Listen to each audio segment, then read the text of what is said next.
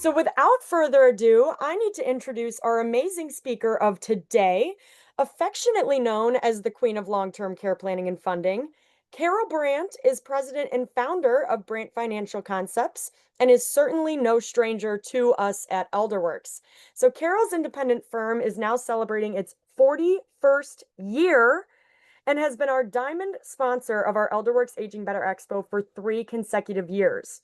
Carol is also a frequent and fun guest speaker for our educational events. As one of Elderwerks' trusted professional partners, Carol is a valued resource for Medicare and supplement education, investment planning, and her specialty, she is a certified professional in long-term care planning and funding.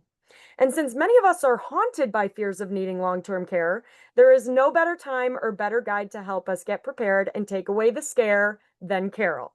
So tonight, she'll share the wisdom and resources we need to age well and create a thoughtful plan of care without the scare. So everybody, thank you for being here, and thank you so much, Carol. I will hand it over to you. No, thank you so much for that kind introduction. I've got to give a little back to Elderwerks, though, because they don't brag nearly enough about themselves.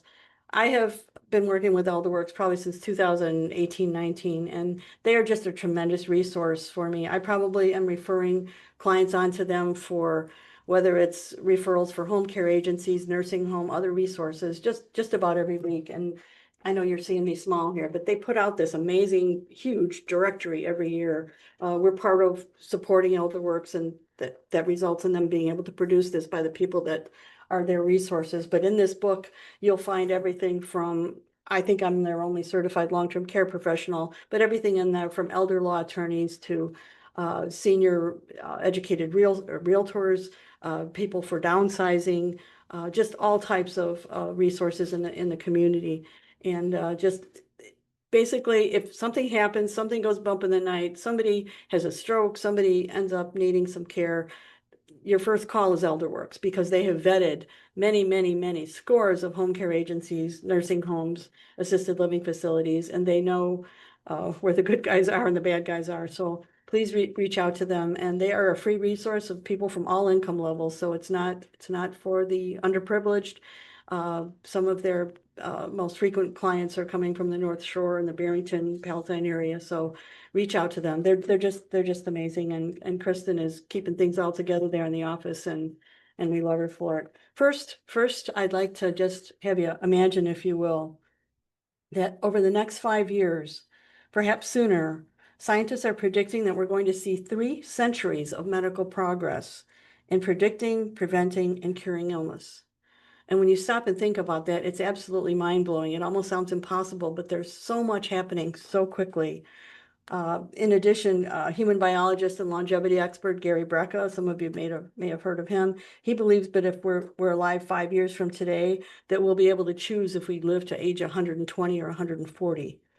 And that sounds a little scary, but we got to get prepared. And so that's what we're talking about today.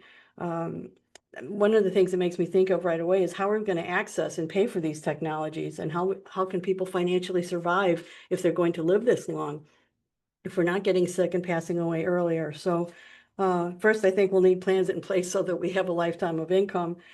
Something that we focus on with our firm is helping people plan for the long term with longevity planning, and then have the financial plans in place. But when turning 65, there's also good news, and there'll be another talk about this coming up. There's currently a Medicare supplement plan out there now that actually pays for preventive and wellness and these preventive screenings that Medicare declines.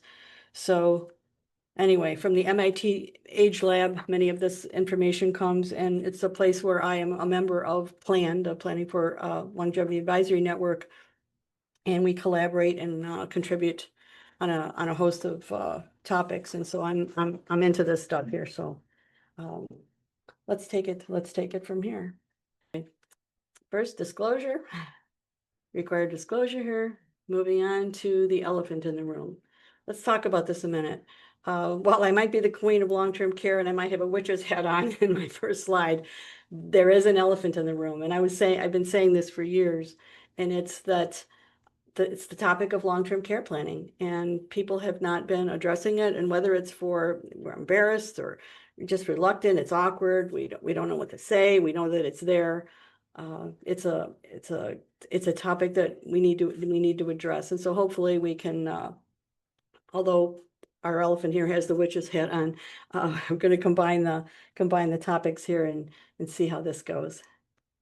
First of all, there is actually an elephant in my room. We adopted Sophie. She is a full-size cutout, but I take her with me everywhere I go. So there she is with me on my recent trip to Galena. I'm actually returning there this weekend. We've got clients there and have a great time when we visit there. But so we've given Sophie a name so we can take away the scare. So the word Sophie is Greek and it stands for wisdom and strength. And so you'll find her in our conference room. And it's funny how people come in and 2 hours later, when people are sometimes leaving, they haven't seen the elephant in the room. The men say, "Oh my gosh, I actually saw it there, but I didn't want to say anything." And the woman then is shocked to see an elephant sitting there. So it's kind of interesting. It's kind of the way it is in life. So first I want to talk about a little bit about longevity and financial preparedness. These are the words that I just spoke a minute ago, but it kind of, if you kind of like to kind of look at them and absorb them again, about the 5 years and the projections that are going ahead. I started out with it to have you imagine these things, but there they are in print there, should you see this again. But now I'd like to talk a little bit about lifespan versus health span. Our lifespan is defined as to how long we'll live, but our health span is that period of time that hopefully is spent in good health and free from chronic illness and the disabilities of aging. And as we talked about 120 to 140, let's say our lifespan does end up 100 years or more, but if 50 of them are spent affected by chronic illness, that's not so good. We need to have a plan in place before, not after that crisis might occur. And we need to work on our wellness too, and we'll talk about that. So in my world, I say health span is more important than lifespan, and I'm obsessed with doing something about it. So that's why we're here. Did you know that there's an entire division of the MIT Engineering School that's dedicated to aging and longevity? I mentioned that I'm part of a group there. I'm affiliated with them as a member of this plan, Planning for Longevity Network, and it is said that up to our age 65, our concerns are mostly about money, money, money. Did I make enough? Did I save enough? Do I have enough? 65 to 75, our concerns move on to our health. And then over 75, it's about cognitive health. So depending on our age, and it's all good that you're here because life is such full of surprises. So when my husband and I attended our first estate planning educational seminar many years ago, we scheduled a meeting with the attorney that very day to put our plans in place so it could all be fresh in our minds. Back then, this particular attorney offered a $500 discount on his estate plan because he felt that if people came in in the next 2 weeks, things would be fresh on their minds. We don't charge for advice or for pre-screening and researching things for people, so we don't have that situation here. But if anybody wants to do anything, whether it's with someone like myself or your own advisor, hopefully they're certified in long-term care planning as well, that you do something soon while things are still fresh on your mind, because that's a good idea while it's all still there and fresh. So what are the odds? Home care industry says that most home care clients and seniors are there with an average of age 69 years. And then the leading long-term care association reports that the average age of residents in long-term care facilities is about 85. And we talk about assisted living.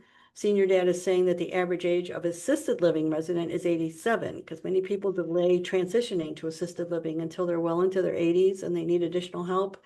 I think my vision of needing help and getting people help is to be able to age in place. But when the equipment and the personnel is so great that it exceeds what our loved ones and a casual caregiver can provide for us, then it's time maybe for that that facility care that we don't really want to think about right now. So the prevalence of long-term care planning, though, according to industry research, only about 3 to 4% of Americans over age 50 have some form of long-term care plan in place.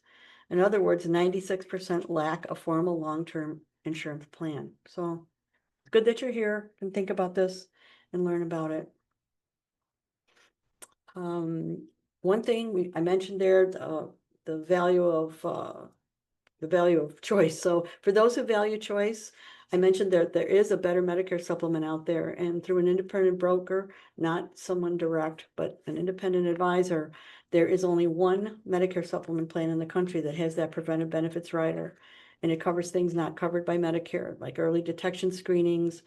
There's an innovative deductible that has a 25 to 35% lower premium for the rest of your life.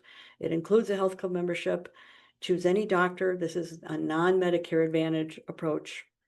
So if you're a snowbird or travel anywhere in the US, there's no referrals needed. Katya, did I skip one here? Pardon me. So we're going to talk now about, yeah, there we go.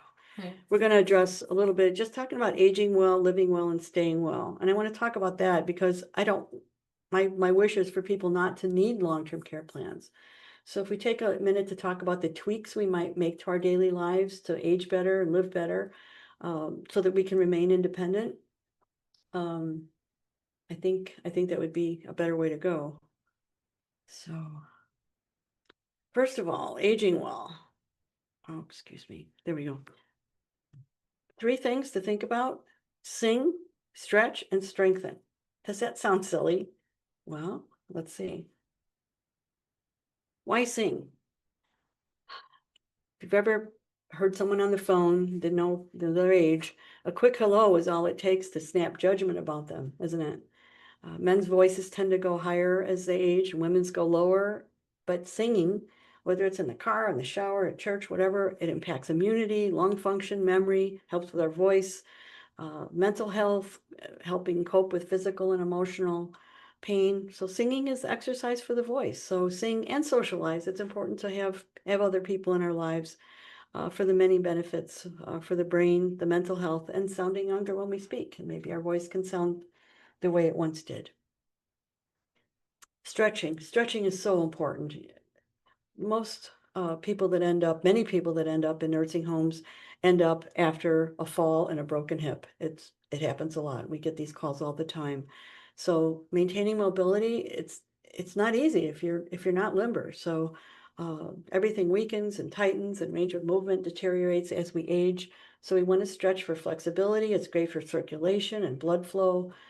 You see all kinds of things on Instagram about exercises you can do, and you can Google this. There's so many things. Local classes. Stretching can help with back pain and arthritis, the risk of falling.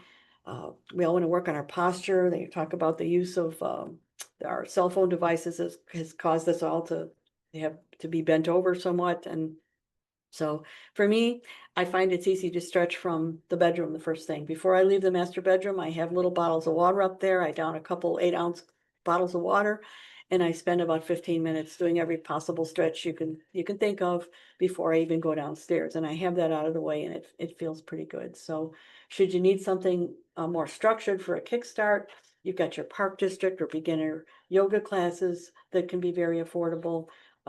There's these packages from the stretch labs or stretch zones. And sometimes you just have to take the first step. Just real quick, I had a neighbor that bought a treadmill. And the first week, she put the treadmill up and had it down in the basement gym area. And she would go and sit next to it and have a cup of tea. And she did that for a week. She didn't get on it.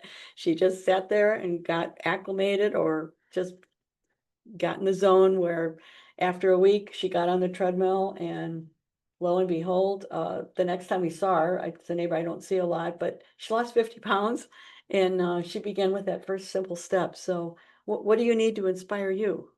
Share it with a friend, start someplace, and just maybe think of one thing from this conversation here that you could do to make things better for yourself, for your body, for your brain, and then commit to doing something, and maybe start your 1 week of thinking about it tomorrow, and then begin. That would be cool.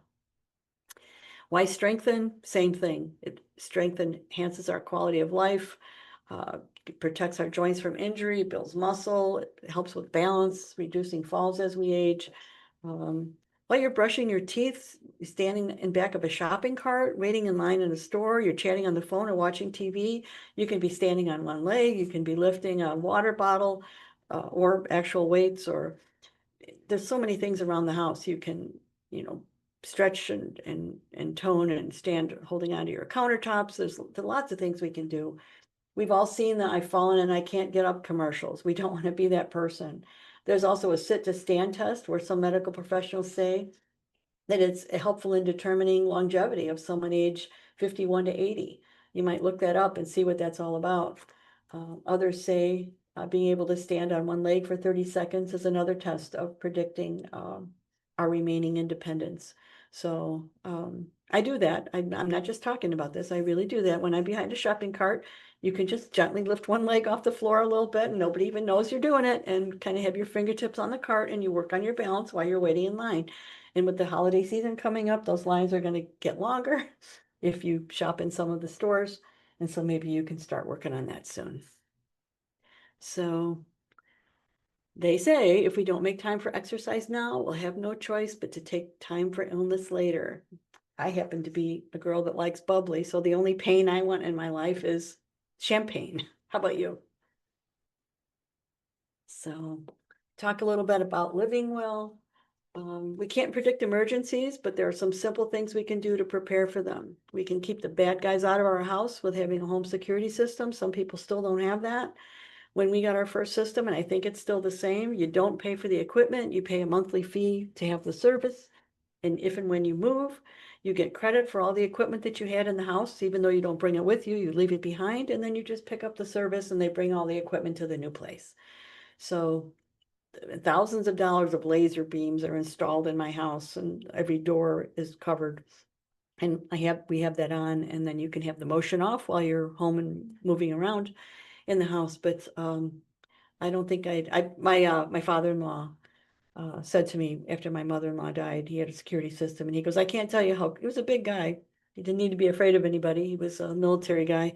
He said, "I can't tell you how comforting it is to know that no one's in my house when I come home." It was in the 90s and we didn't have a security system at that time, but we did within about 3 months after that. That really hit home for me, for him to say that. You can also add simple improvements such as grab bars in the shower. Shower is one of the most dangerous places in the home, in the bathtub, if you're there by yourself. And I swear, if I were 30 years old and I'd live alone, I'd have some sort of personal system or alert system or smartwatch, because anybody at any age can fall down the basement stairs or have an accident in the shower. It can happen to anyone. So there's more like a natural gas generator for power going out, maybe a little extra food and water, flashlights, a supply of non-perishable food, whatever living well and feeling safe means to you. These are little things you can do to make yourself more relaxed and feel safe and age well in your home. Staying well, this is important. Don't skip annual medical and dental checkups, and be aware of the contraindications and side effects of some of the many, many meds people are taking. I honestly have people, we help people do the checkup for the drug plans when they come in for their supplement. And sometimes people are sending me lists of 11, 12, 13, 14 medications, and you cannot feel good taking that much stuff because they just don't all work together. And some of these people have brain fog and they're nauseous and dizzy all the time. But we've got to speak up and don't just endure these symptoms. Be our own advocate and take an active role and speak up with the doctors. Schedule age-appropriate screenings like mammography, colonoscopy, bone density. With the Medicare supplement plan I was talking about, you can now be covered for lifeline screenings and thermography and that new Pernuvo, cardiac CT scans to access the heart. And there's a host of lab tests out there that can look for cardiac inflammation that you've got to ask for. This one particular plan pays for it, but even if if you're under 65 and your plan doesn't pay for it, it's still worth your while to have these markers looked at. If you're 65 or 65 plus, like I said, consider a Medicare supplement that covers preventive screenings. It is available in Illinois and many others. So we're going to take a minute and take just a few minutes and take a look at a short video on long-term care. Understanding long-term care. You are about to learn the 3 most important things to understand about long-term care. First, what is long-term care? Second, where do you receive long-term care? Third, the hidden significance of long-term care on the people you love, the people you've invited into your life.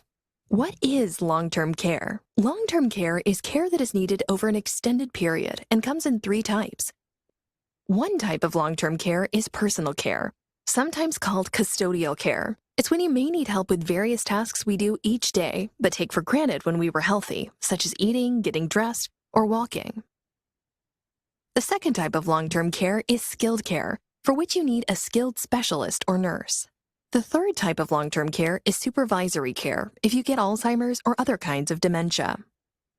Where do you receive long-term care? Long-term care often evokes images of a nursing home, and while that is a subset of care, most people prefer to stay at home or receive care in an assisted living facility where they can be with other people. The hidden significance of long-term care on the people you love. It's of critical importance to understand what long-term care does not just to you, but to loved ones, both emotionally and financially. Long-term care causes you to be unable to fully care for yourself, and it impacts those you love by requiring their full attention. Will it be from your husband or wife? One of your adult daughters or sons? What impact will that have on them? You may say, I would never ask those I love to care for me. None of us want that. But if we fail to adequately plan, what choice are we leaving them? Of course, they will want to help as best as they can. Proper planning can help you afford and access the care you need so that your family can stay focused on caring about you and not for you. That planning often includes the right insurance to directly help you and also help the people you've invited into your life. Now that you know the 3 most important things about long-term care, it's time to have an insurance specialist help you be better prepared for long-term care. Well, I hope you enjoyed that. And now I'd like to just review and expand on that a little bit. Sometimes hearing things 2 or 3 times when it's a new topic is helpful. So Elderworks asked me to cover this quite some time ago, and I always do. That long-term care is sometimes confused with all kinds of other things. Some people confuse it with general health care, and other people, when you use the term, they think it's only receiving skilled care. They only think of being in a nursing home. But actually, long-term care, it's not a policy, it's not medical care, and it's not a place. So it's actually that personal care or supervision that could be needed by us at any age for an extended period of time. And people generally think of it in terms of as we're aging, but it could be any time, any age, due to an accident, a stroke, chronic illness, and that includes cognitive impairment that can happen at any age. So referring to a long-term care policy or plan, that's the contractual agreement that can provide tax-free funds to pay for care. Some of the wealthiest people, they know it's a tax strategy, it's a tax saving strategy to have their funds for care come out on a tax-free basis. But it gives you a system to help pay for claims, assess resources, and getting the right care to oversee and navigate the entire process. So it's not just a policy, it's all the resources that goes along with it. The funding of long-term care, that's referred to as repositioning assets and how to pay for it. That's where someone experienced and certified in long-term care planning can show you all, not just some of the plans out there. There's many plan types, and if you're just dealing with a life insurance agent who's only going to show you the life insurance plans, it's not going to show you everything. If you're only dealing with someone that deals with traditional long-term care, you're not going to see the ones that have the riders that maybe have some death benefit along with it. And if you're dealing with someone that doesn't have a securities license, they're not able to show you the ones with growth. So it is important to talk to someone that specializes in this, not just dabbles in it. So when you start talking about care and thinking about care and something's happens, most people will prefer to remain at home as long as possible. We talked about that a little bit ago. But when we have a long-term care plan or a policy, it provides the benefits to help us get the care in our home or elsewhere. Elsewhere might be in a care facility and everything in between, adult daycare, dementia care. So from home to a care facility. Why a care facility? Well, I mentioned before, when more care is needed that can be provided at home, maybe more equipment, more personnel. Should that occur, a long-term care plan can also provide benefits to receive care in an assisted living facility or in a nursing home. So claiming policy benefits. So we've got a plan. Let's say we have a plan. Once we becoming eligible for benefits, this is how we qualify. And I'll say this now, this is across the board. So these eligibility guidelines or triggers, they are the same with whatever type of plan you're looking at. And it's required. The government stepped in a few years ago and standardized this. So becoming eligible for benefits, we're able to receive benefits from our policy if we're chronically ill. And a licensed healthcare practitioner, that can be a doctor, that could be a nurse practitioner, it could be a PA, provides us a prescription, so to speak. And to qualify, how do we qualify? We must need help with at least 2 of 6 activities of daily living. They're also called ADLs. And those ADLs are specifically, they're not, this isn't, for example, but this is the actual list. Transferring, toileting, continence, bathing, dressing, and eating for at least 90 days. And then we're eligible to receive policy benefits if we're certified that we need that continual assistance due to those ADLs or severe cognitive impairment. After that waiting period, after that 90 days, in general, once we become eligible for benefits, then our policy starts to pay. And that waiting period, it kicks in on the first day we're deemed chronically ill and we're receiving a covered service. Some of the plans do have a 0-day waiting period under certain circumstances, but in general, most of them have a 90. And then once that elimination period or waiting period is satisfied, benefits are paid to either us, a licensed agency or facility, and up to the daily or monthly pool of benefits, or it could be lifetime that we've selected. So there are different types of plans that pay cash or that they pay by reimbursement. We'll talk about that. But as long as we remain eligible, the benefits for these covered services, they're paid out until the pool of dollars is reached. So if we're thinking about accumulating a pot of money, we need a pot of money so that we have this tax-free pool of benefits there that when and if we need it, we can tap that pool of dollars and have it pay out whatever the monthly or weekly amount that we need. And so our plan would pay off and pay out until that pool would be exhausted. So the qualification for the benefit triggers, they were standardized in 1995. So across most all plans and products, you'll see these uniform triggers as the guidelines as to how to qualify for benefits. I'm going to stop a minute here and see if, before I go to the next slide, does anybody have any questions or you'd like to unmute and ask anything or ask any questions in the chat box? I didn't want to go too far without stopping and giving you some space. Nothing so far? Okay.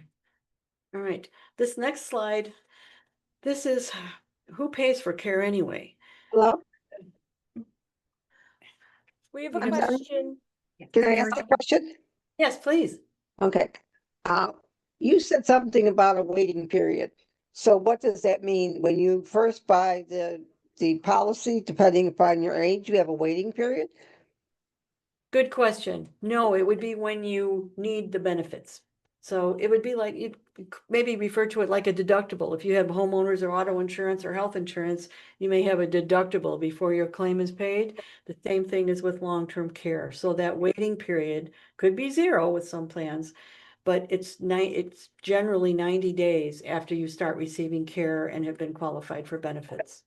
So no waiting period once you buy the policy for coverage to begin, because policies are underwritten unless you would buy something random that had a pre-existing condition period, and I wouldn't be dealing with any of those. Does that answer your question for you? So when you buy the policy, you should know whether there's a deductible. Do they tell you there's a deductible? Yeah, that would be part of the summary of benefits and in the brochure, and that there would be, some plans have 0-day waiting period for cash benefits or 90-day for other benefits. So it's either going to be 0 or 90 in general. Okay, I have a policy. How much do you charge to have somebody overlook that policy? I wouldn't, we do that complimentary. I'd be happy to take a peek at it. Okay, so how would I reach you? So contact my office. Our contact information will be it'll be at the end there. Okay, Okay. all right. Thank you. So, sure, Thank you, you're Mary welcome. Ann. Thank you. This next slide, who pays for care? This is something that I show when people are coming in for their Medicare supplement for the first time. And honestly, about 50% of the people that come in um, are under the false impression that Medicare pays for long-term care. And this is a chart that goes over Medicare, private insurance, Medicaid, and pay on your own. And if you look to the left there, Medicare on the left, Medicare does pick up the first 100 days. The first 0 to 20, it's 100%, but only if we need skilled care. Skilled care is defined as therapy, rehab, something delivered by a medical professional that's not just a caregiver. Days 21 for 100, then it's a 80-20 with Medicare. But beyond those 100 days, if we're not in need of skilled care, that's called long-term care, and we're on our own. So you can see under Medicare, assisted living does not pay, continuing care does not pay, adult day services does not pay, limited home care. And by the way, the skilled care skilled care coverage that we do get from Medicare generally needs to have a 3-day hospital stay before it. So everyone is not qualified. Also, let's say you're at the 40th day and you've had a stroke, but now you're not improving anymore. We may not get the 100 days because if we're not improving and receiving care from that skilled caregiver, we are then put on the other side of the building, so to speak, into the nursing home or convalescent center, and we're on our own for paying. You can see under private Medicare and the supplement insurance, I mentioned we've got that, maybe we can get covered for up to 100 days, but everything else is does not pay, is not covered. Medicaid in Illinois, we need to spend down to $2,000. There's nursing home coverage there, but there's waiting lists for Medicaid facilities. There are some amazing elder law attorneys affiliated with Elderworks. And people that have that on their mind may need to do some pre-planning and can help a great deal. It's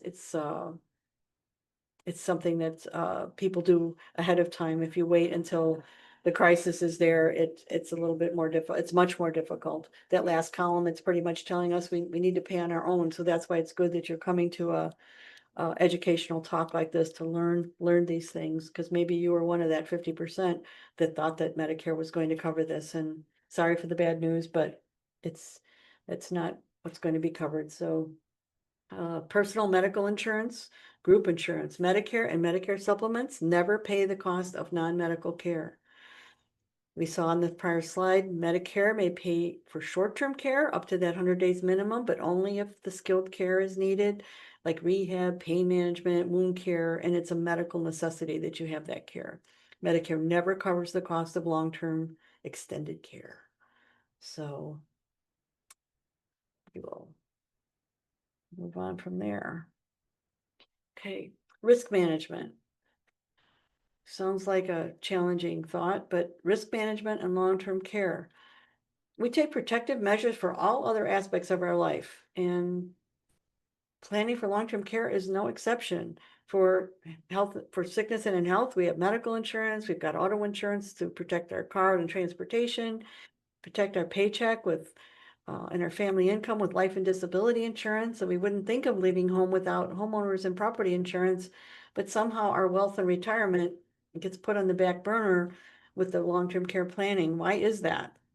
Should we not have a plan to remain independent and protect that lifestyle that we work so hard to build? Yes, we should, but we don't, because it's on the back burner because we've been paying for mortgages and college tuition, and it just, and there's an elephant in the room. So we're talking about it today, but yes, we should plan for that, just like we plan for everything else. And I wish people would do it sooner. Rare occasion, I find somebody 40, 50 years old that has a long-term care plan in place, and more people are doing it. More people are asking about it earlier, especially when COVID hit. And I had 35-year-olds coming in to say, should I be getting something now? Or look at my mom and dad, grandma's in the hospital for a long period of time. And we don't have anything. What if she doesn't recover? So we did get probably more inquiries from young people than ever before during that time. So there's no exact science as to when the best age is to begin planning, but you're here, you stepped up and you're facing the elephant in the room. So is 50 better than 60? Yeah. But can we still do things at 70? Yes, we can. But whatever age you are, today's the youngest you're ever going to be. So don't waste any more birthdays or, every lab test we have is a possible, good news or bad news. And people get it all the time. So yes, I'm getting a bell, which tells me we've got a question. I believe we have a question because I see somebody's hand raised. Yes, Marianne, just real quick. Do you know, okay, we're all collecting Social Security. Is there a limit that when you get older, that it stops? Say you would live to be 100. Does your Social Security stop? Mhm. Is that what you're asking? Yeah. Or long-term care, anything to do, okay. Social Security No, I'm should not, just, should pay for life. oh, okay, thank you. Sure. Did you know, now this is, got some good news now. Illinois is considered a long-term care partnership state. So back in 2007, Illinois expanded the Medicaid program, and this allows for Illinois policies that are issued in Illinois that are under the Partnership Act that were purchased after this effective date to provide guaranteed Medicaid asset protection. And basically what that means in a nutshell, if you have a partnership qualifying long-term care plan in Illinois and many other states as well, and use up your benefits in the policy, you are eligible to protect or shield that much in assets from Illinois Medicaid when you have to spend down. So for example, would be, let's say you had $400,000 in your long-term care plan and you used it up, but you've got 400,000 or 500,000 sitting in your 401k or your IRA that you didn't want to have to spend, the state will allow you to shield those personal assets, that $400,000 or $500,000, because you saved the state that $400,000 or $500,000 on the front end. So this is a partnership between the consumers and the Medicaid program and private insurance companies that are authorized to sell long-term care plans. But it is a big help. So even having a small plan is a great asset because it shields and protects assets from having to be spent down. And they call it an asset disregard. So, just a thought here, funding a long-term care plan is not beyond the means of most people because premiums can be whatever it is you want it to be. If you have, for example, if you go to the store with $100 in your wallet, you can buy $100 worth of groceries. Or you can fill up the cart to have what you want and then say, how much will this cost? How much will this benefit cost? So everything we do is custom. So there's something for everyone out there. So funding a long-term care plan is not beyond the means of most people, but paying $50,000 to $100,000 a year is cost prohibitive for most people. So having that plan in place that you might pay on a monthly or an annual basis, or to reposition some assets from your IRA or your 457 plan or 401k, most people can do that, but most people cannot pull another $50,000 to $100,000 out a year out of the budget if one of two people in the family need care. It's just very challenging. So, and that's after tax too, so. This is a cost of care survey. Genworth comes out with this every year. I won't read it to you line by line, but you can kind of take a peek at what the costs are out there for home care, adult daycare, assisted living, nursing care, based upon 2024 numbers projected to 2034, and in the far right column projected to 2044. And we've got a question. yeah, regarding the partnership, of how, if you have a significant amount of money, like in the long-term care plan, how could Medicaid save you from losing it after your passing? Because you couldn't be on Medicaid if you have a lot of money. Well, you can't be on Medicaid if you have a lot of money, but having a, a long-term care plan in a partnership qualified state like Illinois lets you shelter whatever it is you had in your long-term care plan, lets you shelter that on your side of the board. So like I said, if you, let's say you had $400,000 or $500,000 in your long-term care plan and it paid out, okay, now the nursing home and your elder law attorney is going to help you get qualified for Medicaid. And they're first going to be able to say, well, we saved the state $500,000 because you had a Medicare, you had a partnership plan. So that first $500,000 of your money, of your own wealth will not have to be spent. It would let you preserve that. So it's an asset disregard, it's an asset shielding planning tool. Does that help? Yes. We'll move on to the next slide there. So, okay, now we're going to take a look at some plan types and some pricing, and we're going to move through them rather quickly because of the time here and respect of your time. But it's going to give you an idea of the plan types and the costs. It would be different for you based upon your situation, but it's going to give you some good ideas, so you don't need to be afraid of this. First thing we're going to look at is traditional long-term care. This is the kind of plan that would qualify under that partnership situation that we just talked about. A traditional long-term care plan might look something like this. These are all real cases. These are my clients without their last names, fictitious names, but actual cases that I worked on and helped people.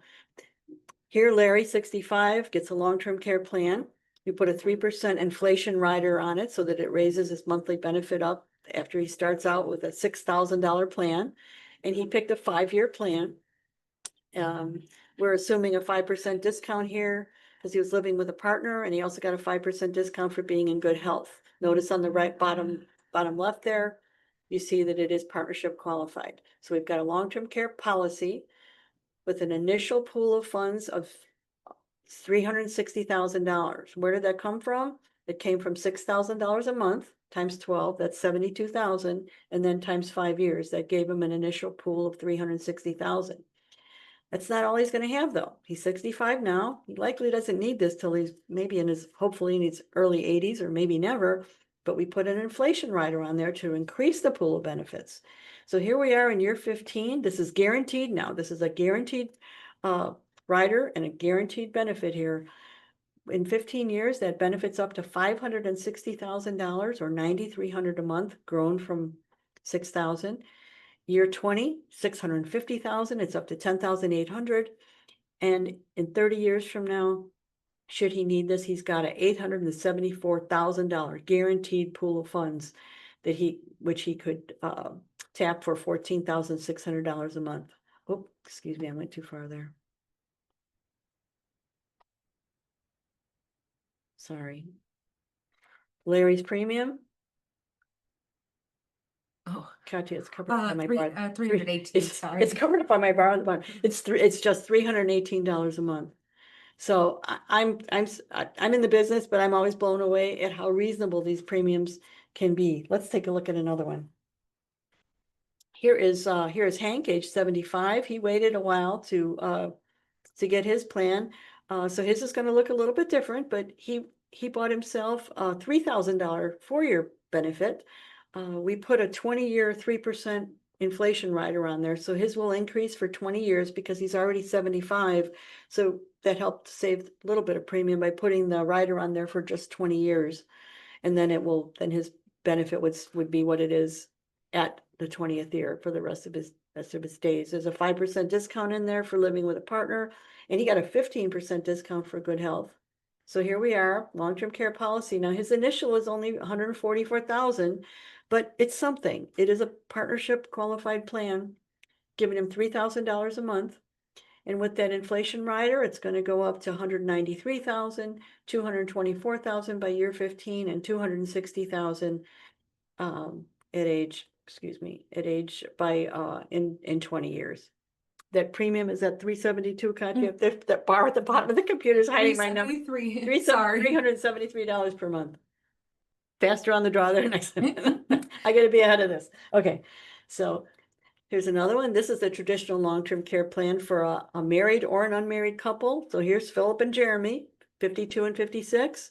Their plans cost them $256 and $276 a month. Each of them got a pool of $360,000 that started out at $6,000 a month. This has a shared care benefit rider on it, meaning if Philip had an incident and used all of his funds, he would be able to tap Jeremy's long-term care benefits pool to use for himself, leaving Jeremy with they leave the partner with no less than 1 year of benefit. So here we are on the right side. We've got a 3% rider. It's going to provide an immediate $6,000 for 5 years, 5% discount, 15 for good health, and then you can see how it grows over time by year 30. There we are with both of them, 874,000 at their year 30, and partnership qualified. I'm going to stop here because I got a bell, but we've got a little question. We have a great question because I know you have some examples coming up. Can you transfer an existing long-term care plan to another and not lose your money or benefits? I would have to see what type of plan it is. If it's a traditional long-term care plan that's like health insurance without any cash, without any equity, and just pure insurance, the answer would be no. But other types of plans that have equity to them might be. I'm always very cautious. Someone that already has a plan about replacing them, maybe you could use a supplement, maybe you need some additional benefits, but I'm always very careful about replacing existing long-term care plans because you bought them when you were older and maybe, or younger, excuse me, and maybe healthier. So I'd be happy to take a peek at it, but it won't be to replace it necessarily, but it might be to help you enhance it or maybe explain it to you. You have to be careful about that. Now we're going to take a look at life insurance with a living or an accelerated benefit rider. Am I getting another bell here You actually before we got start? 2 more bells. I'm sorry about Okay, that. that's okay. Don't be Sandy sorry. asks, what happens if you're denied for long-term care insurance? Because this was her experience. Are there any other options? Yes, there are. I have some plans that are guaranteed issue, and that's something to talk about one-on-one. So there's pretty much something, just about something for everyone out there these days. I've never seen more choices of plans out there than we're seeing during these times. And I don't think it's going to get any better. I think there's just so many good things out there now. I can't imagine it getting any better. And on the last, One more question? Yes. apologies. On the last slide, what was the 5-year term regarding? The plan would pay for, people can find plans that pay for life. Some people buy plans that pay for 3 years, 5 years, 10 years, etc. So that is the length of time that the claims dollars would be available if you use the maximum amount. The pool of benefits can last longer if you only needed half the amount, like with that $6,000 plan. If you didn't spend $6,000 and you needed partial care at $3,000 a month, then the plan would last longer than 5. So the benefit, there's a benefit, so there's a benefit period. We talked about a waiting period, there's also a benefit period, and then there's the benefit amount. Thank you So for the I hope- question, sure, I Gail. hope I've covered that. Okay. Back one step, this is now, we're going to take a look at life insurance with a living or accelerated benefit riders. So why life insurance? Why would we talk about life insurance with a long-term care plan? Because it is an amazing estate planning tool that the government says can be the chassis of a long-term care plan. So whether it's a traditional long-term care plan, we can have tax-free benefits come out of that. But another way is to have a life insurance plan with a rider on it that lets us use the death benefit for ourselves and have some money there for our heirs in the event we never need care. Let's take a look at these. So life insurance with a living benefit might look something like this. Here's Michelle, age 50. She bought a life insurance plan with a built-in, it was an optional rider that provides her a monthly pool of benefit dollars based upon the death benefit if she becomes chronically ill. So that gives her accelerated access to the benefits while she's living. So this is a living benefit. So over to the left, you see that she has a 0-day waiting period under certain circumstances with this plan. It has a 4% chronic illness rider, so whatever the death benefit is, and in her case, it was $300,000. So 3 times 4 is she starts out with a $12,000 benefit. So this type of plan can provide a much larger long-term care benefit than a traditional long-term care plan in certain circumstances. So if she becomes chronically ill, she can immediately start tapping that 300,000 that doesn't have to take it all, but $12,000. By the way, it's cash, meaning not cash under the table, but meaning that once she qualifies for benefits, she does not have to produce receipts, only that she qualified for benefits, and she can use that $12,000 a month to pay a spouse, pay a family member, an informal caregiver, or assisted living, or anything in between. At death, beneficiaries would receive the tax-free benefit of what's left. If she never needed care, she's got there's $300,000 and growing of a death benefit there. And there can also be, this is not an investment seminar, so we won't be looking at growth slides here, but that internal cash value is also growing and available to her on a tax-free basis as well. Michelle was 50. She had a budget of being under $400 a month, and her premium came in for a very, very nice plan that's going to grow to a very large amount as the years go by for just $342 a month. As we go to the next one, this is someone that had an exchange. They had an existing plan to address the question someone asked about an existing long-term care plan. This is someone that had an existing life insurance plan with no long-term care rider.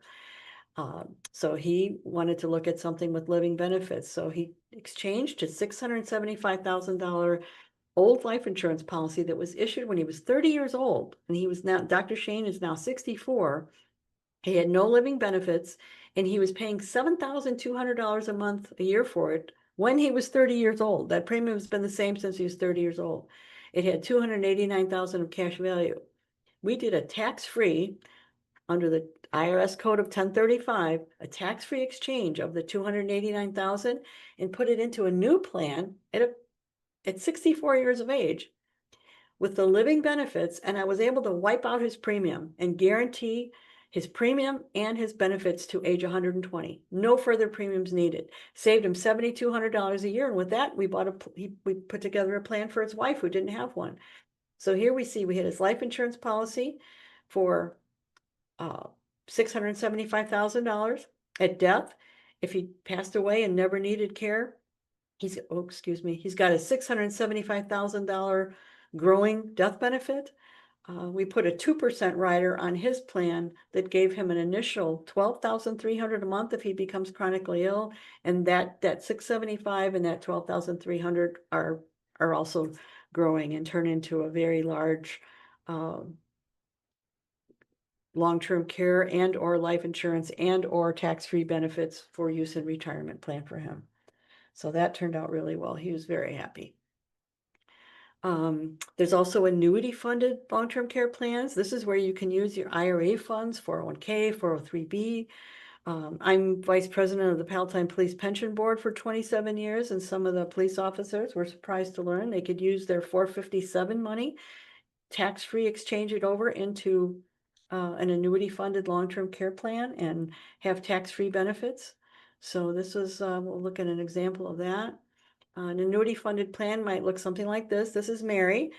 She came over with an $88,241 partial IRA rollover. We actually backed into something here. She wanted an additional $3,000 a month benefit. She had a $5,000 plan from her employer that she was able to retire and take with her on a portability basis. It's only costing her a couple $100 a month, and the premium stayed the same. It's not issued anymore. I think it was an old Hartford plan. So she was looking to supplement it with another $3,000. So she says, Carol, how do I get $3,000 a month? What lump sum would I need to move from my IRA into a plan to give me that $3,000? So there just happens to be an annuity funded plan out there by a very well-known company. $88,241 is what was needed to come out of her IRA. It then went into an annuity, which is a qualified vehicle, just like the life insurance chassis. And that annuity then funded, first of all, we gave her a 25% bonus, not we, but the insurance company gave her a 25% bonus on that. So her $88,000 began with $110,000, which then spun off the premium for the 10 years to pay for the life insurance plan. There's a $74,000 death benefit there, Lifetime long-term care benefit, lifetime, by the way, you're seeing that for the first time in my slides here, and that produced $3,000 a month for her. She moved $88,000 that she didn't need and turned into a lifetime benefit of $3,000 a month long-term care. She's very happy. 70 years old, she had a few health issues, but it wasn't too bad to get underwritten, and all was well. Another annuity funded situation might look something like this. For a married couple, here's where Rick and Teresa were able to take 150,000 out of one of their 457 plans, put it into that same type of annuity. The 150,000 was bonused $30,000, which made their annuity 180,000. 25% of it coming from the insurance company, which spun off for 10 years, 18,000 a year to pay for the premium for a life insurance policy that gave the two of them $5,288 a month for life. There's a $176,000 death benefit there if someone passes away, and a lifetime long-term care benefit. Just to explain here, once you start tapping onto these plans, the death benefit is used up first, and then through an extension of benefits comes the rest of it. But just, I mean, this is 150,000 that they weren't going to use, and look what it was able to be turned into on a tax-free basis for this couple. Life insurance with a long-term care asset-based hybrid. So this is another variation. This is somebody, Wayne, 64, that had 151,955 in his CD that was maturing. The way he currently had things going, it's 151,000 today. If you put a 6% rate of return on it, hypothetical, just to project it out, it could grow by age 85 to 285,000, fully taxable, right? But instead we exchanged it for a hybrid, which gave him an immediate 853,664 pool of dollars. These all rock. I get so excited to share these things and the work we've done here. It's just been amazing. That spins off an $8,000 benefit for him that could last as long as 8 years if he used the full 8,000. At age 85, that pool of funds is up to $1.5 million, giving him a $14,882 benefit for 8 years, all tax-free. There's a 3% inflation rider on there. That's how the 853,000 grew to 1.5. And should he pass away, there is a death benefit in there of 192,000. That Dr. Shane that had the larger life insurance plan, it's a different kind of it's a different product. We're looking at multiple things here, and I know I'm going fast, but I'm watching my time, so we have some time for questions. What else do we have for this? Is high net worth couple. They had 250,000 in a Roth IRA that they didn't need. They weren't going to be touching it. So Mike came in, that current asset, there's the 250,000. At age 85, growing at 6%, it would have puffed up to 849,000.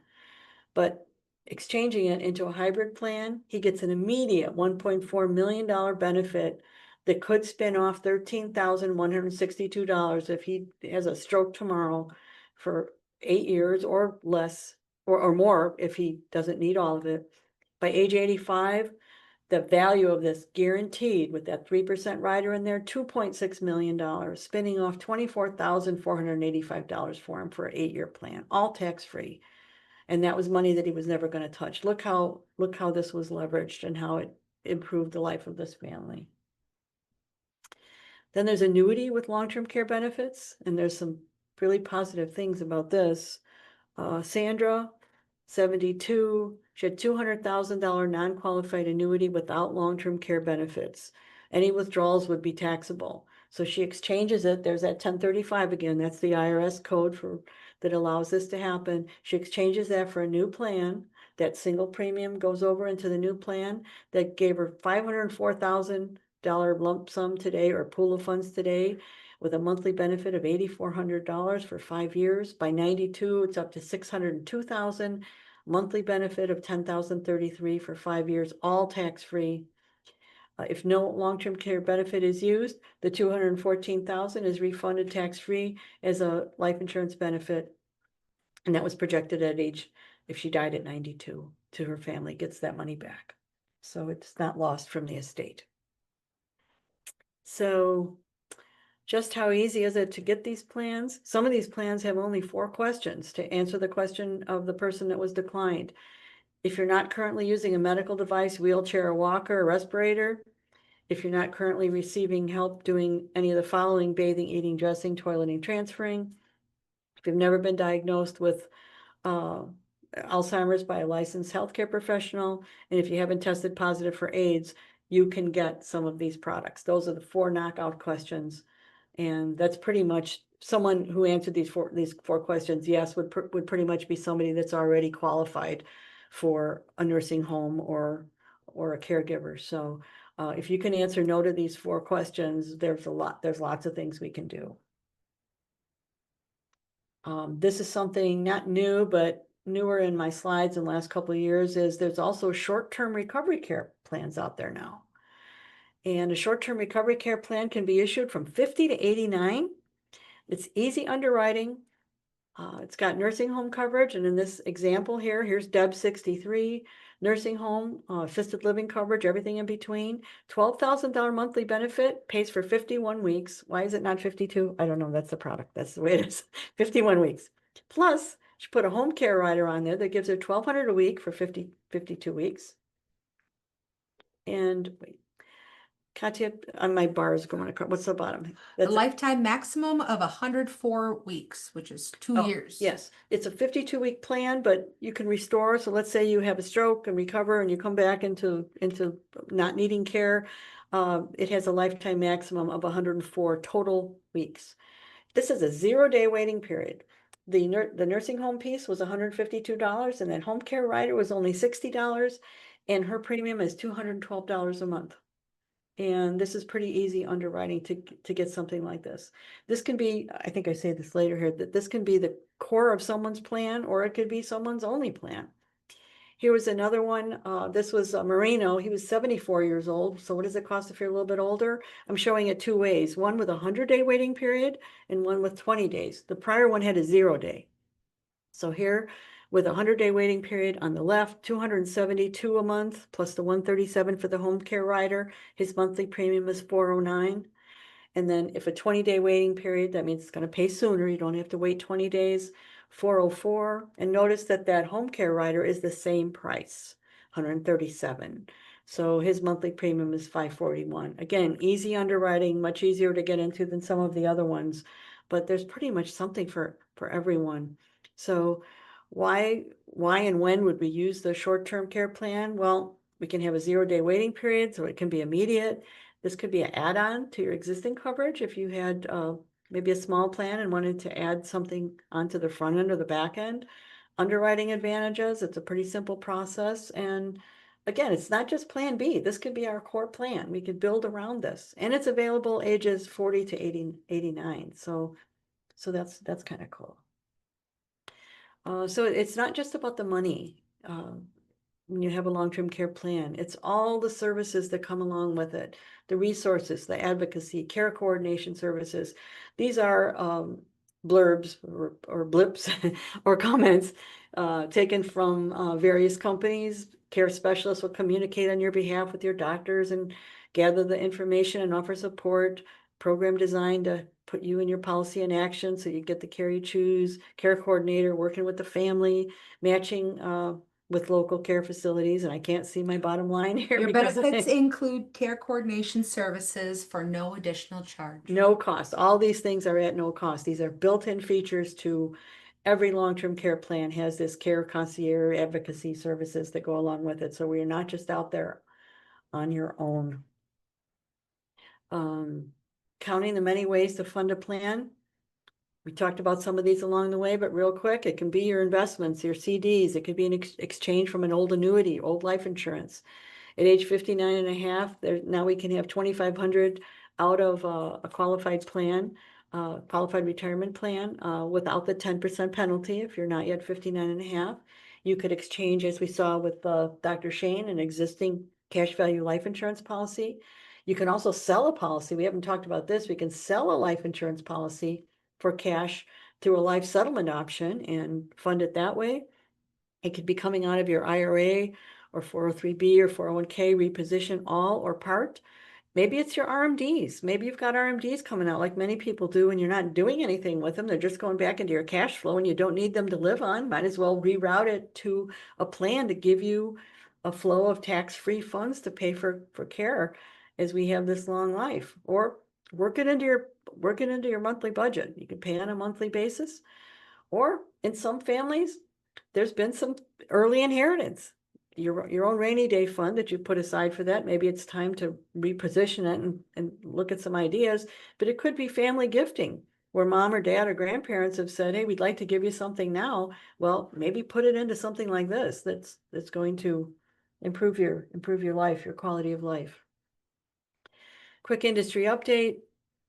As I said, there's never been more options for long-term care planning, from traditional recovery care plans, annuity-based. There's plans out there for even those not in the best of health. As of 2024, we talked about most states have that long-term care partnership program, with the exception of Alaska, Hawaii, Mississippi, Utah, and DC. New long-term care premiums should be more rate stable than in the past. If you've heard about horror stories of premiums increasing, we could have a whole nother show about that.